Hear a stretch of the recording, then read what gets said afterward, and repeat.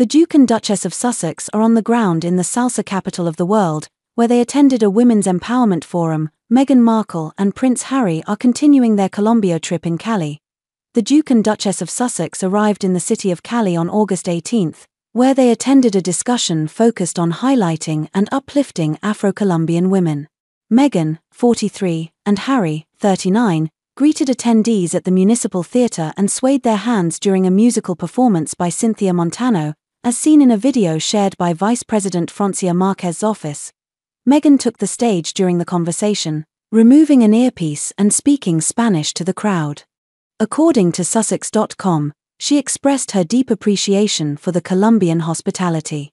She praised the culture and history of the country, describing the visit as a dream and highlighting the strong sense of community she felt.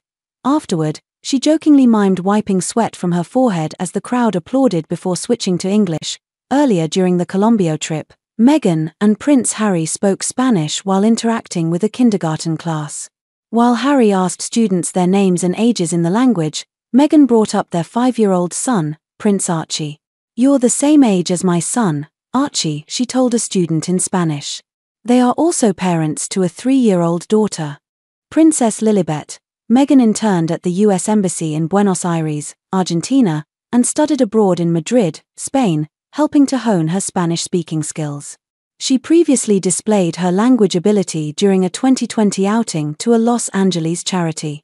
She spoke Spanish perfectly with one young woman, Father Greg Boyle of Homeboy Industries, a group that supports people moving on after incarceration or gang involvement, told People following the visit. "She just went right into Spanish, which was a revelation, and it was very good." At the forum, Meghan said, "I was very, very fortunate at a young age to feel as though my voice was being heard, and I think that is a luxury that a lot of young girls and women aren't often afforded," she said, recalling how she penned a letter to have a commercial's language changed to be less sexist at age 11.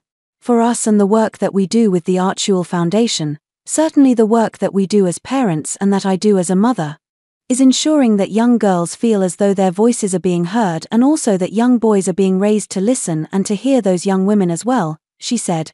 Later in the chat, Meghan said with a laugh that her young daughter, Lily, is already learning to use her voice.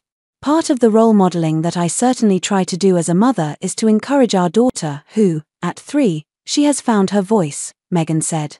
"And we're so proud of that because that is how we, as I was saying, create the conditions in which there's a ripple effect of young girls and young women knowing that if someone else is encouraging them to use their voice and be heard, that's what they're going to do."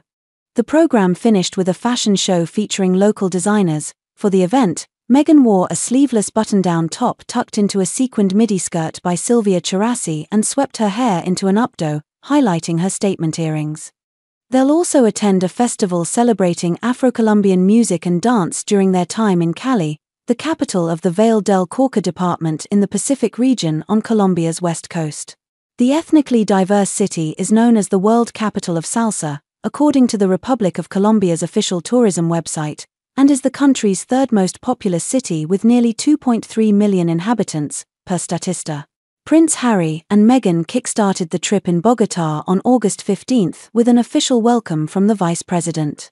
Their busy first day included an insight session surrounding social media use at a school, plus a stop at Recess, a cultural performance and a summit addressing the urgent need for responsible technology practices. Staying in the country's capital city, the couple spent August 16 visiting a local kindergarten class, attending a luncheon hosted by Vice President Marquez and meeting up with Colombia's Invictus Games athletes. The Duke and Duchess of Sussex spent August 17 in the city of Cartagena, where they joined a drum lesson at a school dedicated to preserving cultural traditions through music education before touring the historic village of San Basilio de Palenque, established as the first free African town in the Americas in 1619.